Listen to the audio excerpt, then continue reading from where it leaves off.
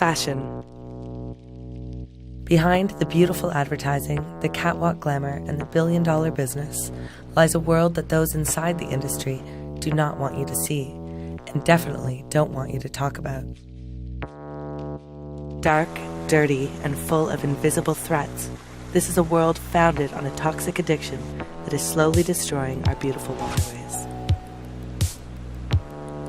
The facts are alarming. In China alone, 320 million people are without access to clean drinking water. 40% of the surface water is considered polluted.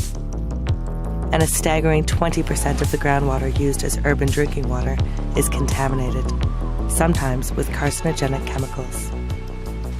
In Indonesia, our latest investigations revealed a textile facility releasing pH 14 water and a cocktail of hazardous and hormone-disrupting chemicals straight into the local water supply. And this is just the tip of the iceberg. Just one of thousands of factories in Indonesia and around the world that are treating our public waterways like private sewers.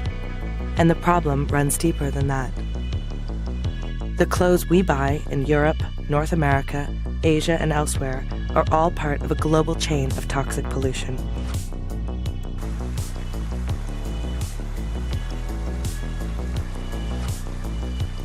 Two-thirds of clothing items tested by Greenpeace contain hazardous chemicals.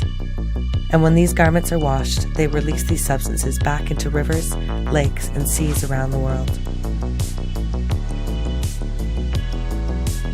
This makes us all part of the problem, but we can also be part of the solution.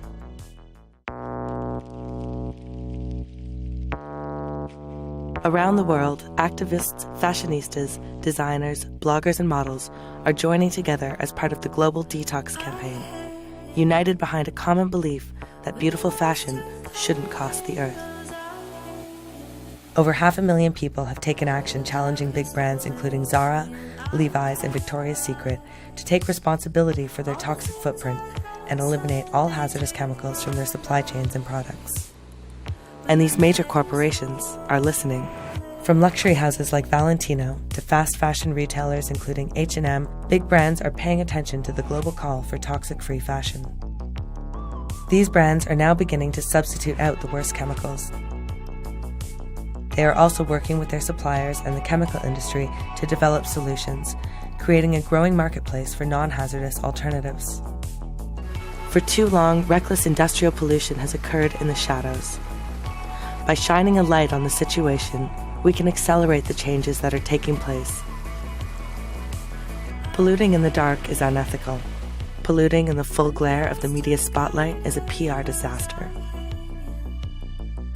There is still a long way to go, but our successes so far prove that when we join together, change is possible.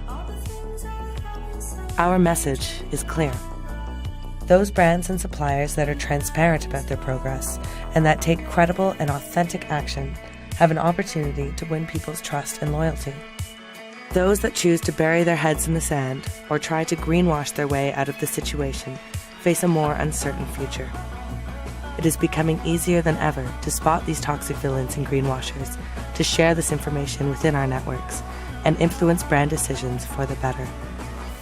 The world is watching. It's time to detox.